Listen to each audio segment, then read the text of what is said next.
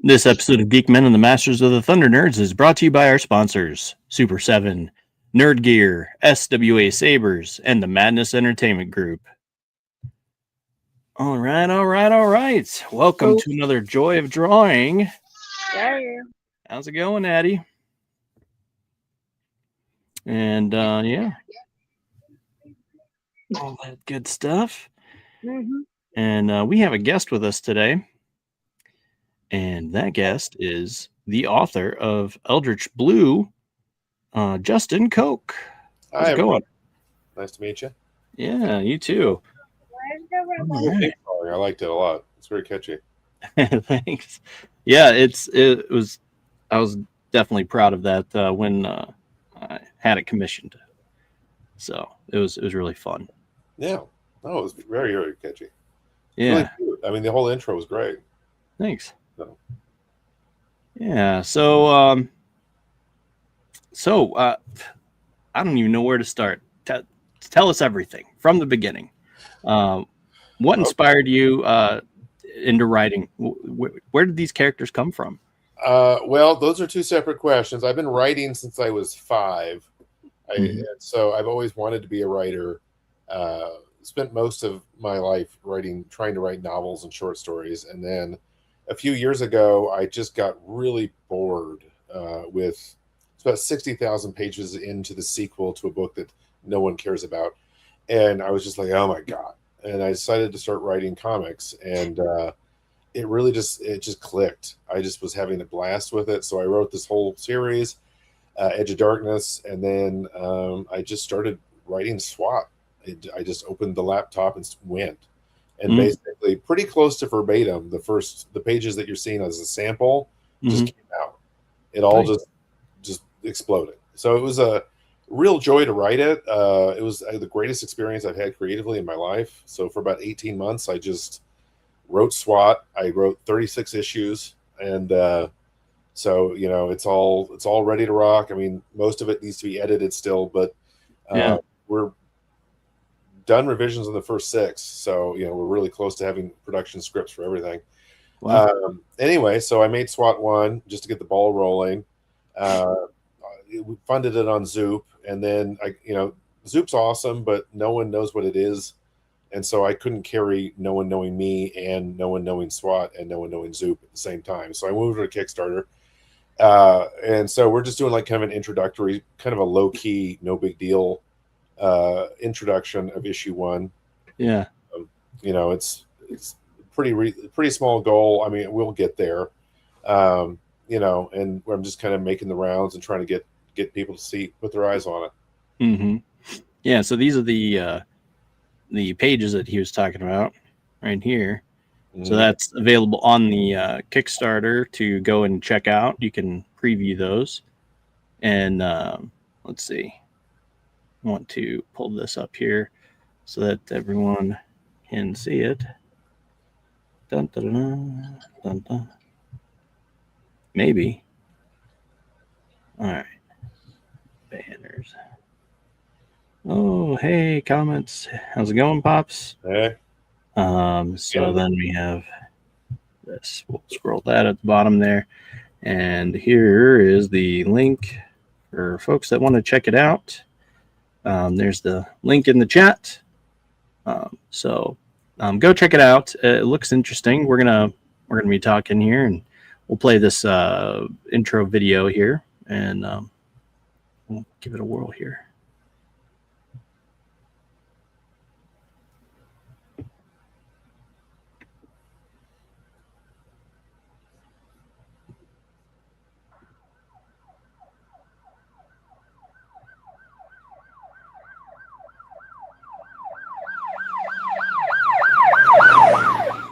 A few months ago, the St. Louis Budget Committee decided to cut spending. They had already cut the library and the schools and band and shop, English, public transportation, healthcare, housing, sewage, and roads. Did I miss anything? Anyway, the leaders of SWAT had a choice: fire someone or come up with an elaborate plan to make themselves indispensable, even though they hate it here. The plan, well, it goes about as badly as it possibly can. March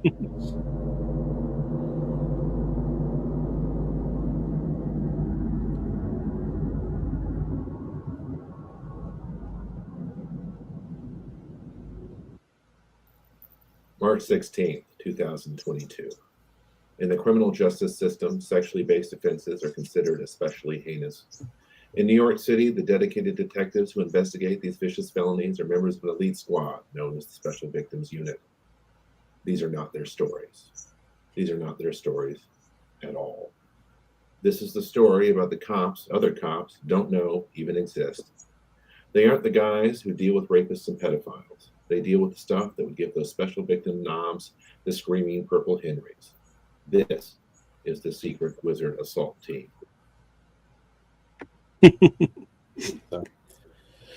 Yeah, I just put that together, you know, and it kind of encapsulates the sound, I guess, or the, you know, what I'm going for a little bit. It gets a lot weirder. I mean, it starts out as kind of a clear parody of any number of law shows and various things, and then it evolves into its own thing pretty quickly. You know, it got weird. It gets real weird. I love it. So what question I had as I was just looking over the pages here, and are these things in a desk? Is that it's supposed to be a desk drawer? Yeah, that's Tiny Tim. He's about this tall, and he lives in Lisa's desk drawer, or not lives there, but he works there. So, yeah, that's awesome. So that's the team. And Tiny Tim's about 5 inches tall. He's the guy that sneaks in, you know, plants cameras and stuff. He has he has a magic bag that he can reach in and grab anything he wants, and it comes out. Anything, machine guns, you name it, whatever size, whatever, you know, whoever. And so that's his deal. There's Mabelina, who is a fake. She thinks she's a fake psychic, but she actually is psychic in that she always makes the wrong decision, right? So she's like very attracted to terrible decisions. And so they kind of keep her around as a reverse canary in the coal mine. Like whenever she's happy and chipper, they change plans, you know. And and then there's Lisa, who's the normie. She's being punished for doing the right thing, and she got cast out to this dump, you know, that kind of thing. So okay, all right, that sounds fun. And so let's see, is Lisa the one on the far right here? I'm trying to find the maybe I can in the like the promo shot. Let's see. The cover. Are you talking about the? The cover there. Yeah. So that's Mabelina. Well, that's Mabelina. Okay. Lisa's next to her. That's Larry in the middle. Yeah. Mimi next from right to left. That's Mimi, and then Hermes is on the furthest left. He's the 3,000-year-old Egyptian god who just refuses to retire, and so he's just grinding it out for no particular reason. He can't explain why he's there. But he's still just hanging around. And Girk is the really tall guy behind him. He's I'm blanking on his name. Oh my god. It's let's see. Yaphet Kotto. He's based off of Yaphet Kotto. He played the police captain in Homicide: Life on the Street. Okay.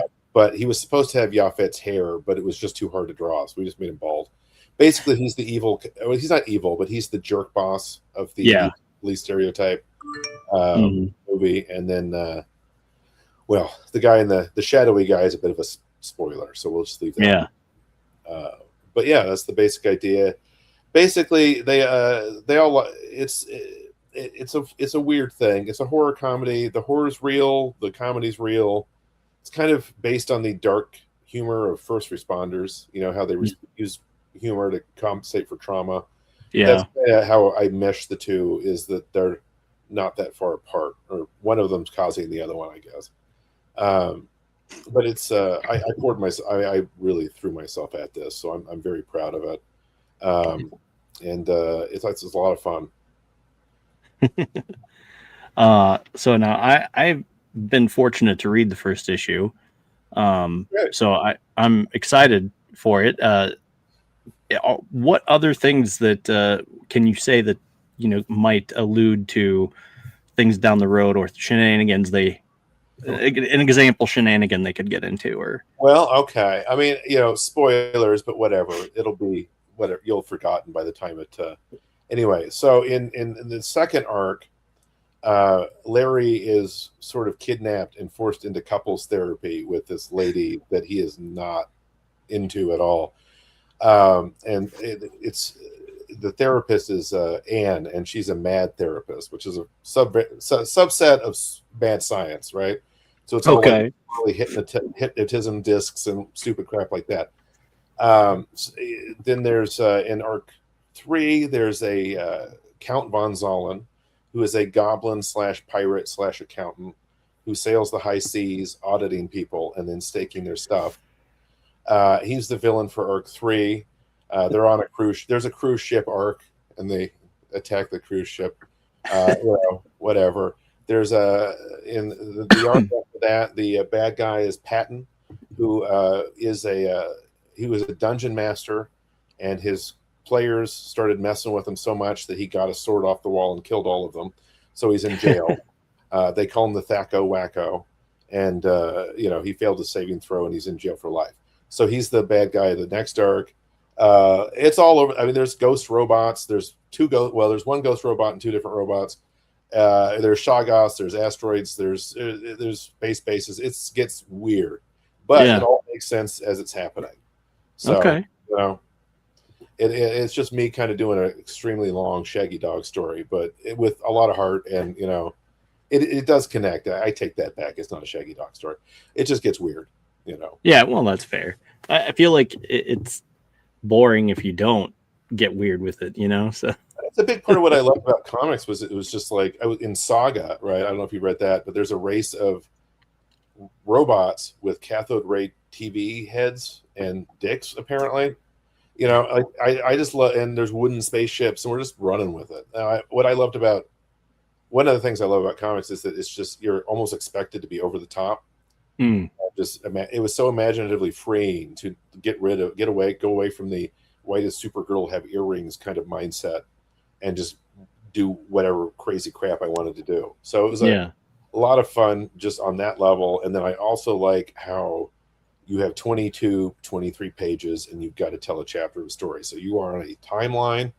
There is no space for bullshit. You have to cut, and you have to get it down to the bone for it to work, right? So it helps. It sort of auto edits all my stupid propensities to get into the weeds, right? I just don't have time for it. So I get to the point, and boom, get the chapter done. And so it was just it was a lot of fun to write, and I think that comes through. Yeah, that's fun. So who is probably your favorite character out of everyone here? I feel like it's automatically you're going to say Larry or something like that. So that gets complicated in issue 1. I guess Larry, but overall, no. But that would almost be a spoiler. But Morgana Le Fay becomes a character later on in the series, and she's like the big bad. And I had a ton of fun writing her. Like she's a really interesting character. I think she has a lot of great lines. She has a very interesting personality. So I also crap on her pretty hard. I feel bad for her, honestly. So in my heart of hearts, I'd say it was her, but she's not even in, she is in the first 2 pages, kind of. The reference, but but she kind of looms over the entire series and is a very, I don't know. She's a very interesting character, and I think a lot of people might end up being kind of horrified or confused, but screw them, So right. It's not their property. Well, you got to go for it. One of the things I think why everyone seems kind of sick of pop culture is it's so safe. You don't have that kind of thing anymore. Where it's just intense to the point where somebody might find it unpleasant. So I just went for it at all points. Like I did not hold back at all. I was going for it and going big, and I think a lot of people in comics kind of think that they kind of buy into they buy into the negative reputation of it not being able to do like deep characters or deep emotions. It has to be surface, it has to be action, it has to be, and I don't believe that. I think you can do both, and I'm definitely gunning for it here. I might fail, but I was definitely going for it with complete sincerity. So is that probably your most favorite thing to write comics, like about it, or just the freeing aspect of it, or as opposed to other mediums? I feel like when I was writing novels is that I guess what I feel like I can do like 5,000 words of exposition with one panel. A comic. It's so much easier to get my concepts across, and they instantly make sense if you see them. Whereas if I was trying to explain it, you'd be like, "What the fuck are you talking about?" Right. And so it's just, I honestly feel like I spent the first 30 years of my writing career just in the wrong place. Yeah. Because even when my novels are good, there would be even better comics. I think I was just naturally supposed to be in comics the whole time, and I just went the wrong way. Yeah. But yeah, I mean, like the Edge of Darkness is my first series, and it's like a far future sci-fi thing where humans have been living under the ocean in this sponge for millions of years, and they have evolved all these biotechnologies. There's no fire, there's no metal, but they can grow like a giant squid that you can, like a spatchcock squid, and then it curls around you, and it's your life support system when you swim around in the ocean, right? And sharks, whales, and stuff like that. It's all about like what's it like to be another creature, and so that, good luck writing that. But in comics, like Leonardo Romanelli is the artist for that one, did a fantastic job of conveying how weird it is. My other series that I've written, but we haven't got any art on yet, is Department of God, which is about two angels who are in charge of justice on Earth. And they are so backlogged that they're just murdering evil 90-year-olds, right? That's all they can. That's all they have time to do. They're so backlogged. They're just cleaning up old stuff, and they hate it, and they're tired, so they decide to go on vacation, and this sort of accidentally triggers the apocalypse. So I just feel like I can just go around and do all this stuff, and it just, and I don't know how I couldn't. I don't think I could get buy-in if I was trying to do that in a novel. Maybe other people could, but I don't think I could. So there's some comics that it just connects. People get it in a way that they rarely did when I was writing prose. Sometimes they would.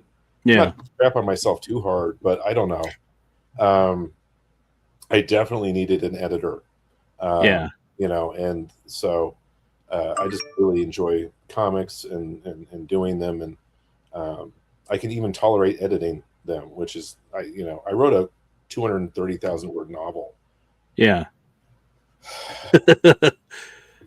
would be a pain to edit.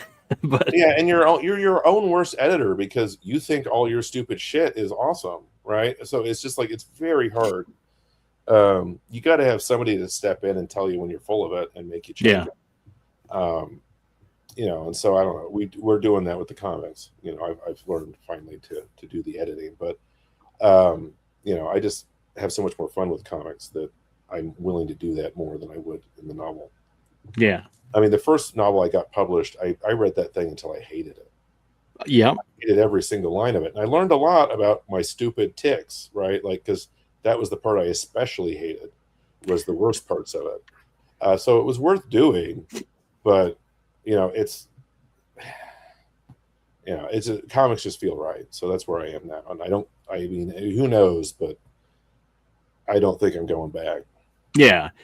And it could be, one of those things where you're writing and then all of a sudden you're like, you know what? You feel inspired to do a spinoff and you do it in book form, so you never know. Yeah. Anything's possible. Right now, I'm definitely not looking at that at all. So, right. I've written a couple of SWAT sequels. I mean, I think I'm up to like issue 50 total. Wow. One of the sequels is called The M-Files, and it's basically Mimi's story. And she's like a Jehovah's Witness when she was a kid. So it's all set in Missouri. So this tiny town in Missouri, she's a Jehovah's Witness. And there's a urban legend from the Jehovah's Witnesses in that era where if you took a Smurf doll into a kingdom hall, it would come alive and like start cursing God and trying to escape. This is a demonic thing. They think everything's full of demons. But anyway, so in the story, she, as her first act of magic, accidentally makes a Smurf doll come alive and attack the elder. And then the Smurf escapes. It finds a Smurfette doll. It bangs the Smurfette doll, has 5 million babies overnight, and they kind of destroy the town. So that's the M-Files. The other one is Witch's Foundation, which is based in about a haunted location in Lebanon, Missouri, where supposedly 5 witches were buried in the basement of this building, in this weird cemetery where none of the graves point east and all this stuff. If you look into it, it's complete horse shit. But I ignored that and just ran with it. So I wrote a 3-issue arc about that. That got really weird, which is awesome. So I've been active. But actually, for like a year after I finished Eldritch Blue, I barely wrote anything because I was just so depressed from finishing it. I was like, I'm never going to get back to that again. So. But yeah, I was anyway. I know another comic I wrote. It's called Baby Gun, and it's about a baby who can make guns appear in his hand whenever he wants. So whenever he's frightened, he has a gun appear. So he shoots the doctor who delivers them on accident, of course. But then he's sentenced to life in jail, and so he's like a baby man with prison tattoos. And then the CIA recruits him to sneak him into buildings so he can make guns appear. And they can assassinate people. That was just a one-off, but I don't know. The opening 2 pages is pretty funny, at least. But I've got a bunch of stuff. So yeah, well, that sounds fun all around. Man, so many things here. So, geez, I guess let's back up here. So let's talk about the process that you went through when you're doing the art for this book. How was it working with your artist? Did you have issues in conveying what you're getting across, or did that come? I think we vibe really well. I think she gets it. I think the art. I mean, the art in issue 1 is it's like the pilot of a TV show. It's a little bit rougher and it settles in. The art for issue 2, and I can get it up here. Where is it?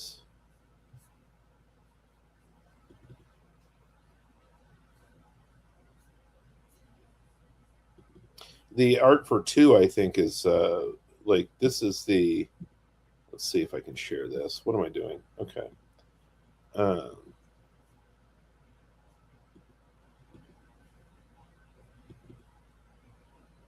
Sorry, this is taking so long. There it is. You're fine. You're fine. Okay, I should be presenting that. Okay. Can you? I mean, that's just the first page of issue 2, but nice. See, I feel like the art is visibly like more stylized, I guess, than it was in issue 1. Like just settle in a little bit. But when I found her, I think I don't remember. I think I found her on Twitter actually. But when I saw her art, I'm like, this is who I need to have doing this, because it's the exact right mix of comic and serious that SWAT needs. So and she's really been she gets it. I think I've always been very happy with what she's done. If you've read issue 1, you remember the garden gnome. Yeah, originally it was my fault because I called the homeless guy Tim, and I have a character called Tiny Tim. What are you doing? But so she thought I was talking about Tiny Tim, and so she drew him as a 5-inch tall guy. And I didn't catch it until she was already done, right? So I'm like, oh, yeah, what do we do? And I'm like, hey, let's make him a garden gnome. And then she really liked that. I think it was very easy to do, but but I think the garden, it's just. I've always been happy with the art, I guess. So I think this page looks fantastic. Yeah, it's really, really good. And then let's see if we can get something else up.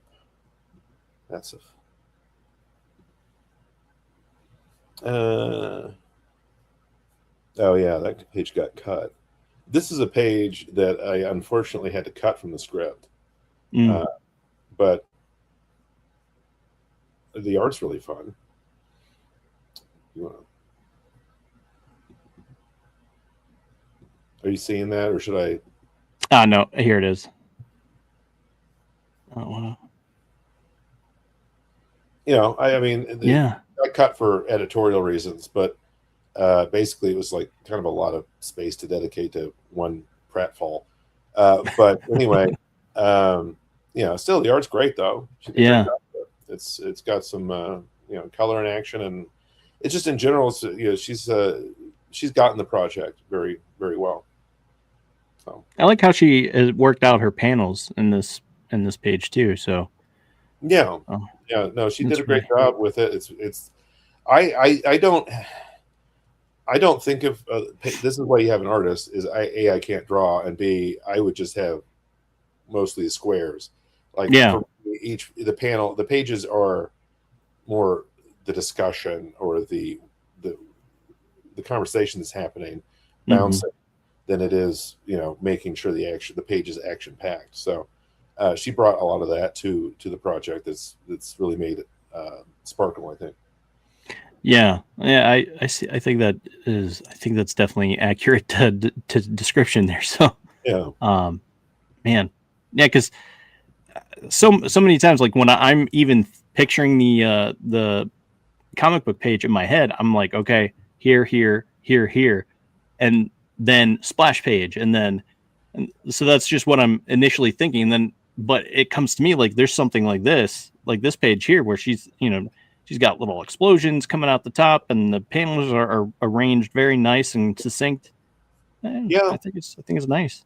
No, she's really. I mean, I'm trying to find where do I have some examples. That okay, that is not shareable. Okay. God, where? Well, I'm not going to hunt it up, but I will take pictures of like really interesting pages and save it for later. You know, there's some really great you know, pages where they convey so much information or so much with, you know, a really unique style that you know, it's worth keeping, you know, in your head. Yeah. But she's, you know, she's been she really gets the project. Yeah, that's cool. So how do you lay it out for her? Do you just like here's the page, or do you just show her the script and then she comes up with it on her own, or is it? Yeah, I don't really. I mean, I feel like that's what you're paying the artist for, really. So my goal with the script is the panel description. I'm trying to give the artist a creative prompt. You know, I want to establish a mood. I want them to feel a certain way, and then they can draw. And then I give them a skeleton of what's happening, and then I hope that the feeling naturally informs the panel. And so far, that's worked great. I mean, with several artists, so they seem to appreciate it. But I really want the artists to bring their visual style to it, because you know, I mean, like I don't think I have that right there. That's why they're the artist and I'm not. And ignoring your artist is how you end up with a Cybertruck, right? So you've got to let them do their thing. You know, so yeah, I'm very. If the artist didn't deliver what I wanted, then I feel like I failed mostly. You know, to establish the mood. So far, anyway. You know. Yeah. Well, makes sense, but man, so is there anything about this process that hasn't gone according to plan, or is it you know, like in the bag, you know? Well, I mean, I've always found the marketing aspect of it all is definitely the part that feels the hardest to me in a lot of ways. You know, it's just there's so many different things claiming for your attention that, you know, the schlubby 40-year-old comic guy is not really moving the needle a lot, you know.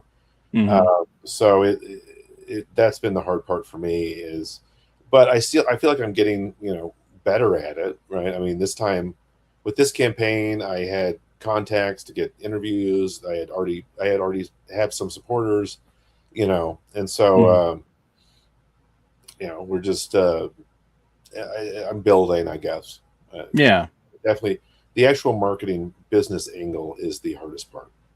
Yeah, I feel you there.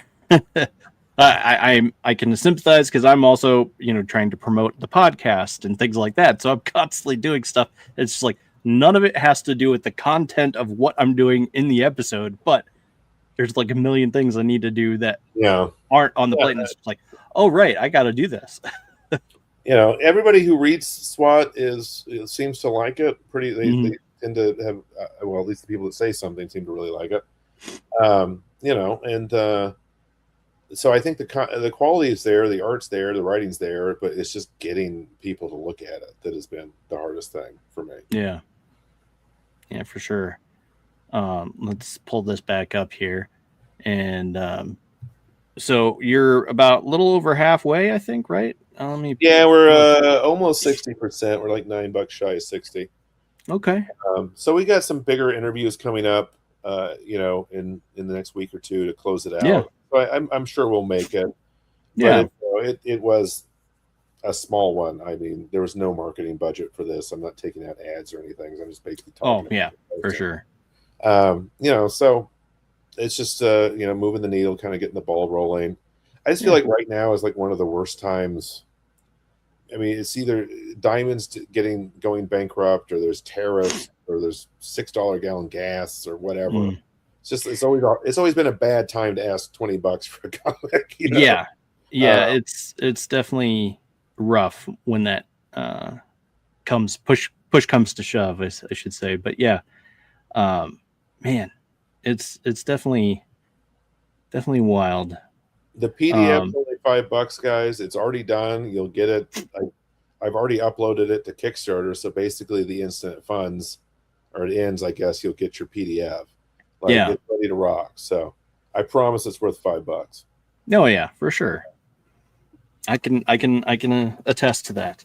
And again, I know most of our viewers know this, but we are definitely all about indie publishing and Kickstarters and stuff like that. So naturally, it's not gonna come out of your bank account until it goes through, until it's funded. Then it'll come out of your bank account. So just make sure you have the money on the day, and everything will be all good. So, honestly, if you just got me over 500 and stiffed me, I'd be okay with it. I wouldn't be that mad. I just want to be successful. Yeah. So yeah,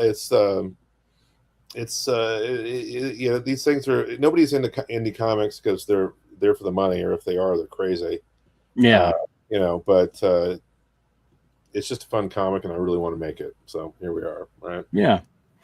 Is there anything that we haven't asked, or that you really want to talk about or address? Anything like that? I don't know. I mean, we could talk about how awesome comics are. There's so many great comics out there right now. Like, have you seen the DC Compact editions? Mm-mm. They've come out. I mean, they have a ton of them now, but they have like little $10 graphic novels that are basically like the highlights of 20 years ago, mostly. Oh wow! Right, and I have been mowing through those because most of them are really good. A couple of them I hate, but whatever. It was $10, right? Yeah. Dollars on it, and I think that really addresses I think the big problem that I think Western comics have is not that the ideas aren't there; it's that it's so goddamn expensive. Yeah. It's the art's awesome, the stories are awesome. It's just that people are trying to make ends meet on $12 an hour. They don't have $18 to spend on 30 minutes of reading. Right. And so we have to address the affordability issue. Mm-hmm. Not exactly doing that with Kickstarter, but I'm really liking the DC Compact stuff addressing, because that's how you're going to have fans. Mm-hmm. I mean, a big reason why I didn't get into comics when I was a kid is because it was $1.75 an issue, and my allowance was $5 a week. So basically, I could read on the drive home from the grocery store, or I could get a paperback novel that would entertain myself all week. And that's how I got diverted into novels. You know, I mean, I read a bunch of those Archie omnibuses, so I guess they did have that kind of thing at that point. But you know, the economics of it is a big factor in why people do it or don't do it. So I would very much like to see comics get way more affordable. Yeah, it definitely hurts when you know, you're rocking, you know, 5+ an issue for one 30-page thing, if that. Yeah. And then most of its majority of its ads, it's like, what did I just do? Yes, you know, it's so it's like, you know, the stories are awesome. That's why, you know, that's why Marvel and DC have been killing it at the movie theater, is that people want this stuff. But my God, you know, you can easily. I don't even have that big of a pull, and I'm sure I have. I mean, between the graphic novels and everything, I spend hundreds of dollars a month on comics just keeping up. Nice.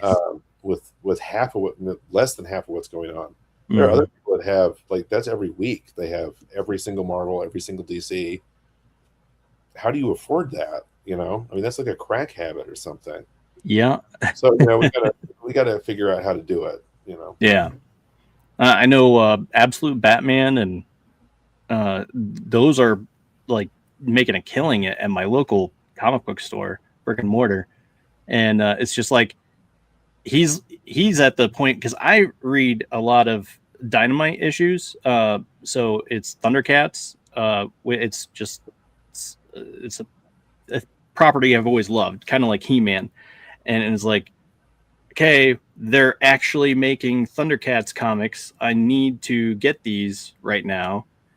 And so that's what I'm focusing on collecting right now. It's like, come on, let's do this.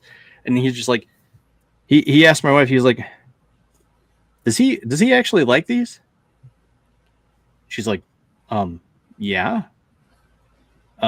He wouldn't tell me to go get them if he wasn't liking them. And he's like, okay, well, yeah. And he said, yeah, these don't sell. They just don't sell. Like, well, I don't know. I don't know what to tell you. Hopefully they're selling somewhere. I mean, he's buying enough of them, I guess, or I guess it's your poll, but yeah. Well, he said, I'm the only one that reads them. And it's just like, what? Well, I have to admit, I have not read the Thundercat comics, but you know, good luck to everybody. You know, it's a hard industry. I mean, I would want it really is. But you know, the fact that Thundercats and Godzilla, there might be there might have already been a crossover of that or something. Who knows? You can do whatever you want with comics. That's what's great about it. You know, Thundercats comic actually does sound like kind of fun. Yeah. About it. But yeah, I mean, they're also doing their own continuity, so it's that they are sort of honoring what's come before, maybe pulling parts from different comics that you know, the Wildstorm comics and stuff like that. They sometimes reference or pull from that to get inspired, but they're most likely just, you know, blazing the way in their own way. So it's something I've been enjoying, and they're right now doing a huge crossover with Silverhawks, which is like, I was never a big fan of Silverhawks, but now it's like, okay, I guess I need to get the relevant issues to that. So can we do that now? Well, this is the downside. I think this is one of the things that kind of drives people. It's kind of like getting into Magic the Gathering, where you're just constantly, which I'm also into. Yeah, I mean, I was into that I played that for a year or two, and then I got, you know, I kind of cashed out. But, you know, keeping up with that is just it's a major undertaking, and you can quite rationally decide not to do it. Yeah, you know, so I mean, the methodical money drain aspect of it is one of my least favorite. You know, but I mean, it's a crossover. Chill out. You know, if you don't want it, don't buy it. Right. You know, but it is odd when you're trying. Like I picked up DC. You know, like bound like 4-issue things, and there's like 4 different asterisks for different series and different issues that you have to read to understand what's happening in this. And like, you you at least need to make it way clearer what I need to have read. You know what I mean? Right. It needs to have a better system than that. Yeah, I feel like it should be like listed in like the very table of contents type thing on like the credits page. To understand what's fully happened, you need to have read this, this, this, and this. And especially at least, tie those issues into your like bundle when you're trying to sell it. It's like, man, that's outrageous. It's just, there's a lot of hurdles to, I think, this competing with PlayStations and Nintendos and YouTube and stuff. And we better get serious about it because you got to have customers, right? So it's just it is a thing that I think about probably more than I need to at this stage where I've maybe sold 50 copies in my entire life. Well, it's never too early to be ambitious. Can never go wrong. But that's cool. That's 50 more than someone that never picked up the pen to write something down. Right. Yeah. So other ideas I've got, Real Gladiators of Housewife County, which is about sort of a far future, not far future, but like 300 years in the future, where AI is taking all the jobs. And so the only thing left is professional wrestling. And so they have, the wrestlers have body modifications, like they've got a second heart installed. They've got cybernetic arms, so they can actually, like, they have a fake head that you can chop off, and then the second one pops up and they're fine, and so that one I have not even been able to finish the first issue on, but I think I'll get there someday. So that was another fun one. The title is enough to get a laugh. I think that's a good sign. Yeah, you said Real Gladiators? I'm like, wait, what? Did you just say that? I had to like replay that in my head. I'm like, wait a minute, what? Yeah. It always gets a reaction. So I have so many. I've got way more ideas than I have time to write. But they're all there, and most of them are pretty good. Sometimes they need to ripen a little bit. You got to add another layer to it before it really gels. But and that can be a process that takes years, honestly. Yeah. But sometimes it's just explosive. Yeah, I hear you there. Because I mean, I've been sitting on, like, I don't know, I have a drawer full of ideas that have just been sitting here ripening, and it's like, okay, well, shoot, now that this idea could have worked, but then this show came out or whatever, and it's just like, now that it feels a whole lot weaker than before. So it's like, dang it, I think I missed the opportunity on there. Don't worry about that. I mean, my God, they just did a He-Man movie last week. They're rebooted. How many times did they rebooted the Fantastic Four?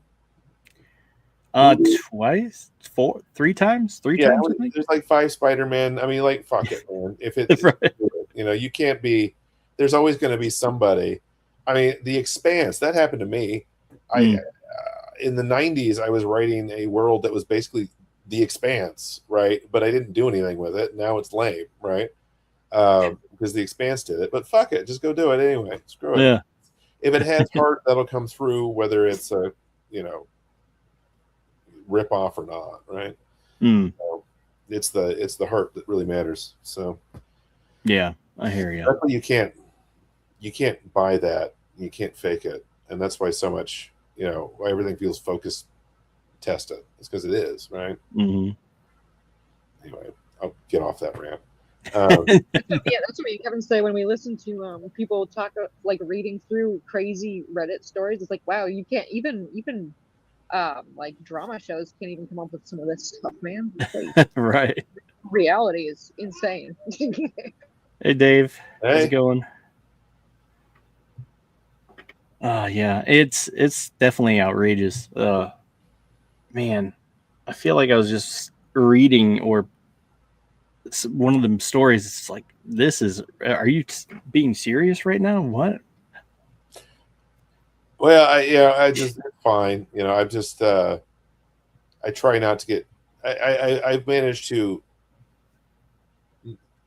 I got bored with being mad about everything all the time, Mm. right? So I just kind of like, I mean, I spent 20 years ranting about the fucking Star Wars prequels or whatever, but you just gotta let it go. Just gotta let it go. Yeah. Houston Dave, by the way. I was in Galveston once. It was a lot of fun, but that's not an appropriate story. Okay. Oh, you should hear some of the things we talk about on this show. Well, do you want to hear a story about the biggest poop I've ever seen in my life? I'm sure we probably have several more to raise you. Yeah, so I don't know. It's fine. I kind of checked out on it, and that's, you know, I mean, that's really the only thing to do, right? It's like getting mad that there's a crappy version of Hamlet. Yeah, probably. So it's not ruining Shakespeare. It's just a lame movie. Mm. You know, that's Yeah. yeah. I tried to like not be angry about it because it's just boring. I'm getting so tired of Reddit being 80% complaints about this or that, or, you know.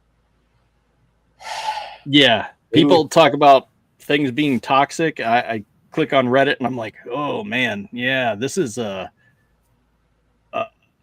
hotbed. It's like, what? It can, See? I mean, yeah. It's just weird.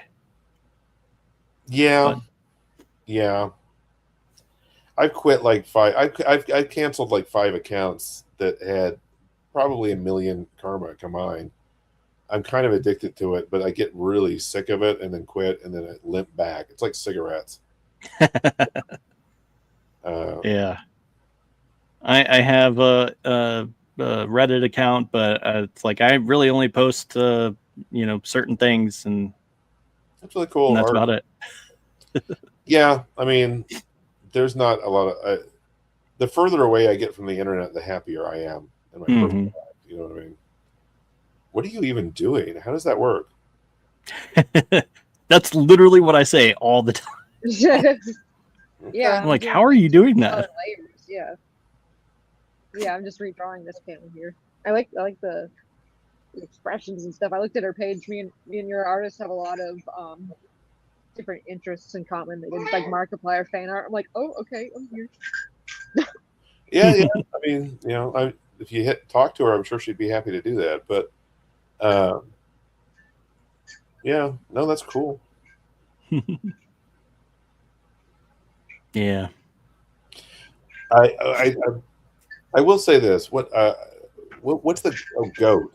I watched Goat with my son. Yeah. That movie was really a lot of fun. Yeah, it was. I also enjoyed the Minecraft movie. I mean, you have to realize it is the Minecraft movie. Mm-hmm. You know, Yeah. it was awesome for what it was. You know, and that's sometimes that's, you know, all you need. Yeah. So. I mean, I definitely enjoyed the heck out of it. Both, well, actually, everything you just named. Goat, I had a lot of fun. I just had no idea what it was about, but I was like, "Hey, kids, let's watch." And this is on my friend's server. I'm like, "Let's watch this." So we sat down and watched it real quick, and we were all like, "Wow, this was actually a lot of fun." Yeah, and they need to make a video game out of that. Yeah, you know, like some sort of NFL Blitz, NBA Blitz. Yeah. Something. Yeah, that would be awesome, especially because there were so many different, you know, animals involved in this that totally changes, like, as far as the courts go, the effects, what the powers level could go. You know, like there's so many different things they can do with that. It sounds really interesting. Yeah, I mean, So. I've not heard that they're actually doing that. But it just seems like a missed opportunity. Totally. Conceptually, it would be like Rocket League on steroids. Yeah. So, and especially like when they're, you know, traveling through there, and they have to go to this ice court, and it's like, oh, they're slipping around, sliding around. It's like, what? Like, come on, that would be so cool. Yeah. So, I mean, it seems almost explicitly video game coded, but yeah, it was a lot of fun movie. It was a fun movie. I just really enjoyed it. Yeah, for sure. Yeah. So I don't know. I was probably sounding really sour there, but it can be fun. But mostly, I have to be honest, I mostly just watch stuff about old 80s B movies at this point. You know, yeah, it's that or sleep. Yeah, so. I'm familiar with that too. I mean, I did that, and what was the other movie you were talking about? So Goat, and yeah, we watched the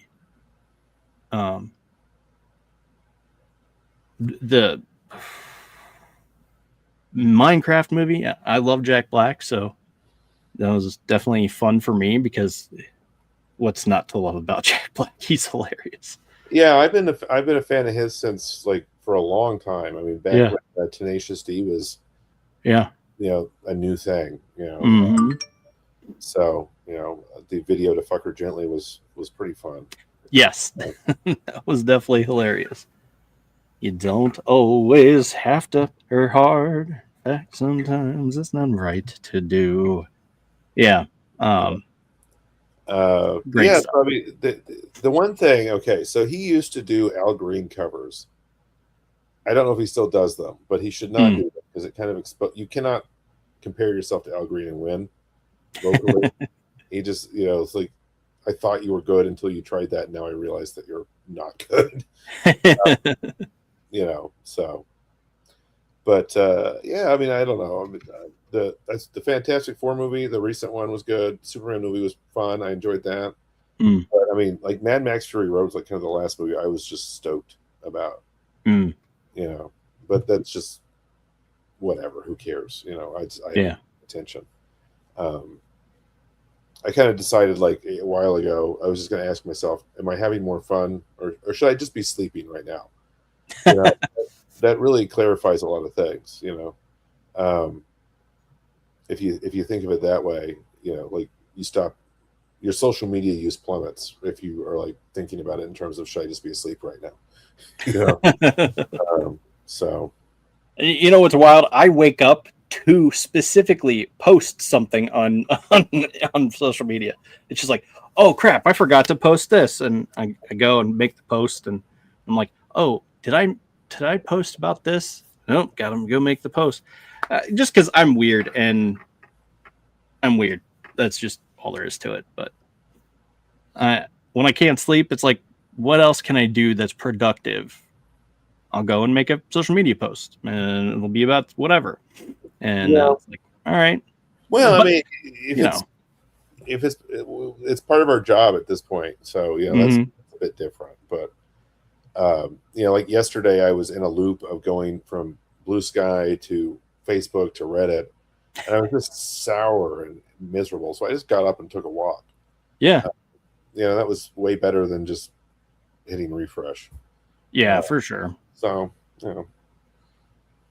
yeah, it just seems like there's so many, like, I don't know if you want to call it toxic, if you want to call it, I don't know what you want to call it, but all it is just like, oh, it's like you aren't making sense. Look, so I watched the new Masters of the Universe movie, right? I heard it was pretty good. My family and I all loved it, and we had a really good time with it. So it was definitely worth it to us. And then I go to like Twitter, Blue Sky, everywhere else is just like completely trashing it. And I'm like, and I'm just so mad. It's like, why aren't you enjoying the movie? Like, it was a good movie. And I'm sitting there shaking my phone, and I'm like, oh wait, never mind. I'm like, comment, nope. Delete. Nope, never mind. I'm not going to engage. It also, I mean, I am a believer in the dead internet theory. I don't think it's conspiracy theory at all. I think it's very evidence based. It just seems like so much. We're just on a barrage of fake bots, fake people just saying shit just to get traction. Yeah, I don't know, it sucks. So I've kind of retreated quite a bit, and just I try to read books and read comics and do stuff, with real stuff. As I used to, like back in the day, I was way more into the internet. Like I played EverQuest. I played the one before that. What's the one before that? World of Warcraft, maybe? No, that came after. I'm talking about Ultima Online. I played that for like I've been nerding out on the internet since '94, and I gotta say, it's just a lot more sour than it used to. It's like the internet's like a history of constantly trying to for the first 5 years when the idiots weren't online, Mhm. it was crude, but it was pretty fun. You had guest books. You could have guest books where people would go to your website and they'd sign it. Yeah. Like, it gives a you know, like you never do that now. I mean, the first video games, you could talk to the other team. You could type whatever you wanted. There was no profanity filters. There was nothing. Mm-hmm. And then it was fine for a couple of years, and then it just went downhill. People figured out they could say the N-word. That reminds me of how Kevin was like, yeah, politicians used to have freaking picnics together. Yeah, so there's just it's a constant. It's like, I don't know if you remember the Pirates of Darkwater. It's a cartoon from like '93. I do. But the point is, there's a black water that just sort of corrupted everything, and that's the internet. It's just idiots. Is the black water just ruining everything? So I don't know what to do because the idiots have taken control of everything. Yeah. So I don't know, but yeah, it's pretty interesting. Houston, Dave. Yeah. Very cool. He says he enjoys watching folks as they are drawing their comics live. That's definitely cool. And she wasn't drawing the comic. She was, well, redrawing a comic, something that's already out there. But yeah, it was definitely interesting and fun to watch. It's very fun to watch artists in general. Do what they do, and it's just fascinating. Especially because for example, I have this app. I have the same app she has. I have no idea how to use it. Nowhere near what she can do. And it's just like, how are you doing that right now? I don't understand. Yeah, some of the weird shit we do, I'd use my skills, but Yeah. Yeah. No, Yeah. It's definitely, I mean, I tried to pick it up, just don't have it. I don't have the drive for the drawing. I would rather just be. I mean, I should just read. Like, what is it? I'm 45. I'm picking up how to draw comics well enough to do something with it at this point. No, just focus on what you're good at. So, but it's very interesting. I mean, I come to appreciate art a lot more as I've gotten older. Learned how to take a second and actually look at it. Yeah. Why don't we have live art exhibits and have like artists sit in various rooms and people come in and watch them? Yeah. Probably make artists uncomfortable like a scared animal, though. That would be. I bet you could pitch that to like an art museum, and they could just do it on the front yard for a day or something. Yeah. They'd much rather tape bananas to the wall with duct tape. But, yeah. I hear you. So, I mean, how many times it just feels like there's so few people that are comfortable drawing in front of other people, like where other people can see. And I think acting. That's it. Yeah. Right. I mean, you're good at it. And I was watching someone on Instagram. They are apparently very famous because, I mean, Nicolas Cage knew who he was. And it was Pedro Pascal. And so he's sitting there drawing Pedro as he's interviewing them. And it's like, I can maybe do one of those things at a time and not very well. And it's just like, how are you doing both at the same time? Like, and completing a drawing start to finish of him. And it's just like, it just blows my mind. It's like, how? Caricature artists are, I mean, they have. Yeah, we need more courtroom sketch artists. I hear you. Yeah. And then it's all downhill if someone doesn't like what you drew of them as a caricature. It's like, look at my board. Look at the weirdness I do. This is what you were walking on. If you don't have good self-esteem, I'm still going to enhance your worst features. Well, it wasn't even a caricature though. It was like it was like a headshot of him, and it looked exactly like him. Yeah. I saw Nicolas Cage and Pedro Pascal. He interviewed both of them in different videos, and it's just like was mind blowing. It's like, how are you doing that so good and so fast? Yeah. Well, I mean, I tried to I took a pottery class, and I sucked at it. Like the day before the end of class, I finally learned how to center the wheel, and then I promptly forgot how to do it because I didn't take another class for a year. Yeah. So I don't know where I'm going with that, except if you practice enough, it becomes very natural, I guess. But Yeah. it's impressive to see for sure. Yeah, so I used to paint figures, action figures, and so like here is a head that I was working on several years ago, and it is inspired off of a certain character from Full Metal Alchemist, and so I started painting this, and I stopped. I'm like, well,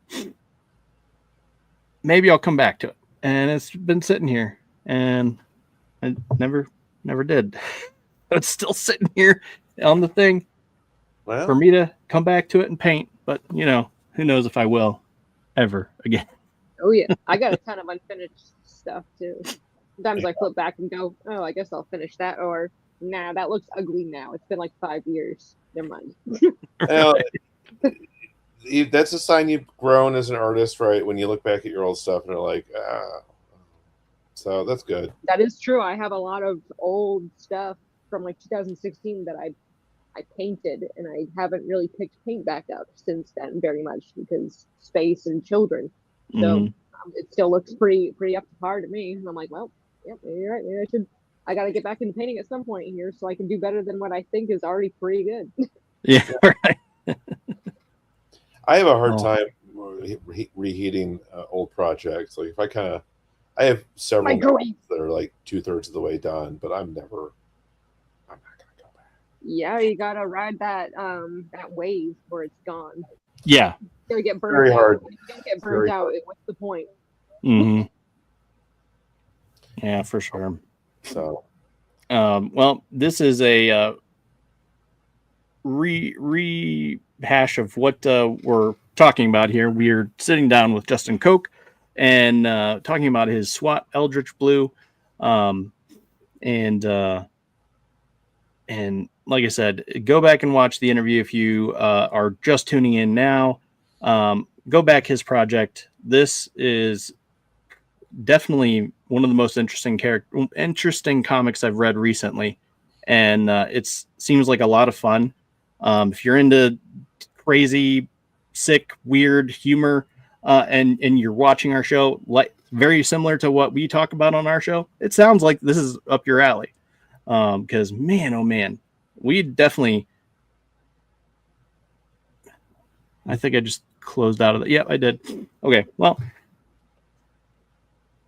as I was saying, we definitely talk about some unhinged stuff on this show, and it sounds like it's very similar to what he might be talking about in his comic. You'll just have to tune in and check it out. Yes, this is Houston Dave says, "Yep, go check it out." it's worth the pizza. It is.